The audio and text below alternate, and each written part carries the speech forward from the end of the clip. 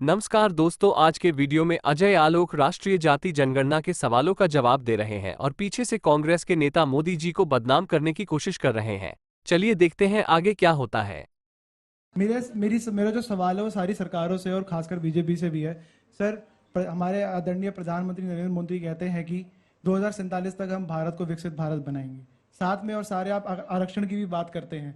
अगर जनगणना नहीं होगी, जाति जनगणना नहीं होगी, आप पॉलिसीज कैसे बनाएंगे? जब तक हमको पूरा डेटा नहीं पता लगेगा कि देश में कितनी पिछड़ी जातियां हैं, कौन कौन सी जातियां हैं, कितने लोग हैं, कितना मुस्लिम सिख ईसाई कितने लोग हैं, तो आप पॉलिसीज कैसे बनाएंगे? उसको आगे कैसे बढ़ाएंगे आप? फिर हमारा देश विकसित भारत कैसे बनेगा? बहुत बढ़िया। देखिए 2021 का सेंसस क्यों नहीं करा रहे आप लोग? कोविड खत्म हुए जमाना हो गया। अंजना जी, तीसरी बार सरकार आ गई आपकी। आप बिल्कुल सही कह रही हैं। अब एक मिनट मैं जवाब देता हूं। आप बिल्कुल सही कह रही हैं। और एक बात है कि सेंसस बिल्कुल होगा और अब तो होना मजबूरी भी है। डिलिमिटेशन करना है, पार्लियामेंट की संख्या बढ़ानी है, तो ये सेंसस भी होगा ही होगा। रोहिणी कमीशन की रिपोर्ट ऑलरेडी प्रेसिडेंट के पास चली गई है। बिल्कुल होगा। सरकार अपने समय पर फैसला लेगी। अब तो नई सरकार है, 5 साल का कार्यकाल है, बिल्कुल होगा। और मैं बता दूं एक बात, 250 मुख्यमंत्री कांग्रेस पार्टी आज तक बना चुकी है। पिछड़ा अति पिछड़ा की बात कर रहे हैं। उस 250 में आप लोग सब गूगल चेक कर लीजिएगा, 15% भी पिछड़ा और अति पिछड़ा कभी नहीं बनाया इन्होंने। 5 राष्ट्रपति बनाए, 5 राष्ट्रपति इनका कार्यकाल में बने। 5 में से 3 राष्ट्रपति मुसलमान। कभी इनको एसटी एससी का ख्याल नहीं आता है, पिछड़ा का ख्याल नहीं आता है। ये तो लेटेस्ट न्यूज है। और इनके एक लाइन और खत्म करके बोलूंगा। राजीव गांधी फाउंडेशन तो आपके घर का है ना? ये इतने पिछड़े हैं भाई साहब, ये दोगलापन है। सर, मेरा क्वेश्चन अपोजिशन से है। सर, आपने लॉ एंड ऑर्डर के बारे में बात की और कास्ट के बारे में फिर से इस बारे में बात होने लगी है। सर, मैं प्रयागराज से हूँ, जहाँ पे अतीक अहमद वहाँ पे उनका माफिया राज बहुत चल रहा था। तो वहाँ पर आपने लॉ एंड ऑर्डर की बात की। तो सर, योगी जी की ही सरकार में अतीक अहमद, विकास दुबे, ये सारे जो जितने भी माफिया थे, इन्हीं की सरकार में ये जेल में पहुंचे हैं। और सर, मेरे ही रिलेटिव जो है वो विकास दुबे के ही होम टाउन से थे। वहां पर ये नैरेटिव फैलाया जा रहा था कि वो क्योंकि उन्होंने एक ब्राह्मण माफिया को मारा है तो वो ब्राह्मण के खिलाफ। मैं आपको क्लियर कर देता हूँ, अपराधी की हमारे हिसाब से कोई जाति नहीं होती। वो अपराधी अपराधी होता है। जो लोग इस बात को कहते हैं हम उनके साथ नहीं है, चाहे वो कोई हो।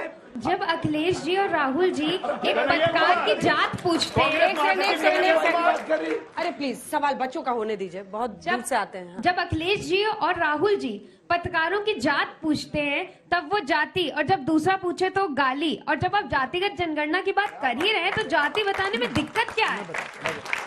पुराने जमाने में क्या होता था?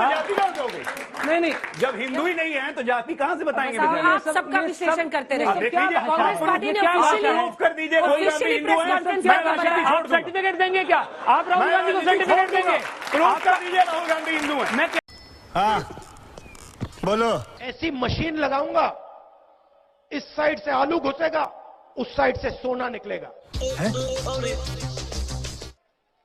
इस साइड से आलू डालो, उस साइड से सोना निकालो। नहीं, मुझे इंटरेस्ट है, बहुत इंटरेस्ट है। हाँ जी,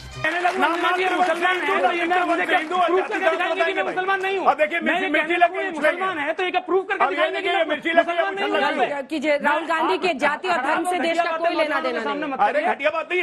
अंजना जी, मुझे एक बात बताइए, जाति पूछना और आप बता दीजिए जाति अलग बात है। अरे आप ही बता दीजिए राहुल गांधी की जाति क्या कहा गया? राहुल गांधी से आप बता दीजिए ना कि तुम्हारी जात का पता नहीं, तुम कैसे जाति जनगणना की बात कर रहे हो? ये सब पता है कब कहा जाता था? ये अगले पिछड़े और यादव जी, कहते थे पुराने। उसके बाद अखिलेश बाबू क्या बोले? अब आप मेरी तुमने जाति कैसे पूछी?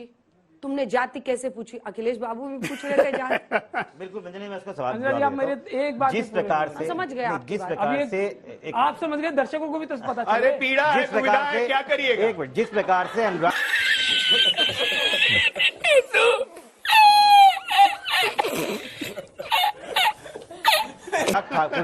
प्लीज जिस प्रकार से अनुराग, मैं आपसे रिक्वेस्ट कर रही हूँ, प्लीज मर्यादित भाषा बोलिए। किसी की जाति और धर्म निकालकर हंसकर आप बड़े नहीं हो। मुझे लगता है कि अंजना जी, जिस प्रकार से एक पूर्व मंत्री, सीनियर मंत्री खड़े होकर ये पूछे कि तुम्हारी जाति का पता नहीं है और तुम क्या करोगे? पत्रकार के साथ क्या कर रहे थे? मतलब पत्रकार, बिल्कुल ठीक, मैं उस पर भी आ रहा हूँ।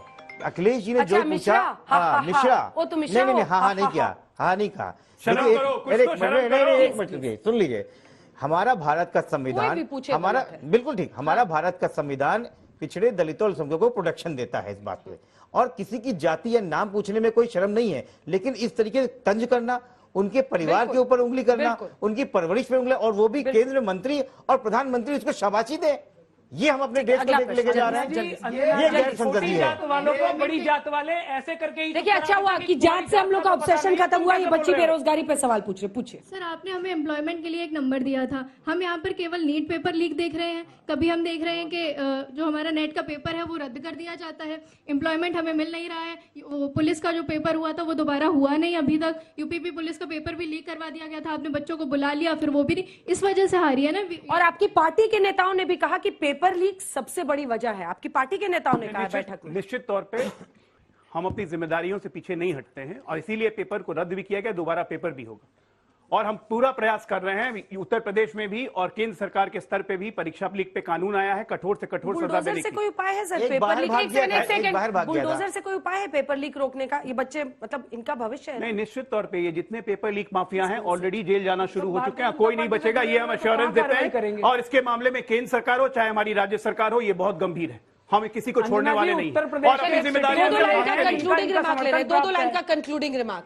देखिए, यूपी में वो है, लेकिन आप भी इनके कंधे पर सवार होकर कुछ वहां पर पाए हैं, ऐसा नहीं है। समाजवादी पार्टी ने जबरदस्त परफॉर्मेंस की है, कांग्रेस उनके साथ थी, इसलिए आप ये परसेप्शन है, इस पर आपका क्या जवाब है? देखिए, यूपी में क्या हम लोगों ने जो न्याय पत्र बनाया उसमें हमने नौजवानों की बात करी, नौकरियां 30 लाख नौकरियां देने की बात करी, उसी की वजह से नौजवान हमारे साथ आए। महिलाओं को पेंशन देने की बात करी, उसकी वजह से महिलाएं हमारे साथ आई। किसानों के बारे में बात करी, तमाम वर्गों की बात करी। कब तक आप लोग ताली बजाइएगा?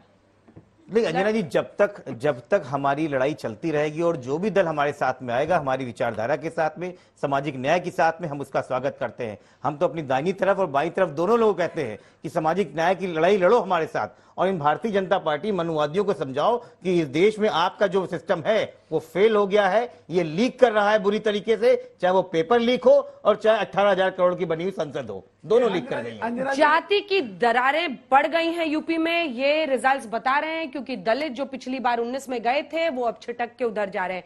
मेरा प्रश्न आपसे ये है कि जब जब जाति की दरारें बढ़ती है, बीजेपी एक्सेलरेटर दबाती है हिंदुत्व पर, कहां तक जाएगा?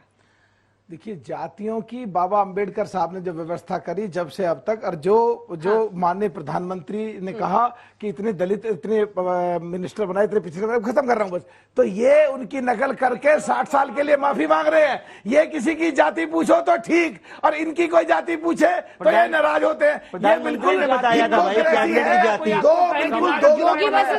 लोग एक जाति की भी कैबिनेट की जाति बताई थी। ऐसा है अंजना जी, योगी भी हैं, मोदी भी हैं, और यही जोड़ी बनी रहेगी, कोई कंफ्यूजन नहीं। और दूसरी बात, एक बात, एक गाना था बहुत फेमस, गाली हुजूर की तो लगती दुआओं जैसी, हम दुआ भी दें तो लगे है गाली, कोई इनको जाति पूछे तो इनको गाली लगती।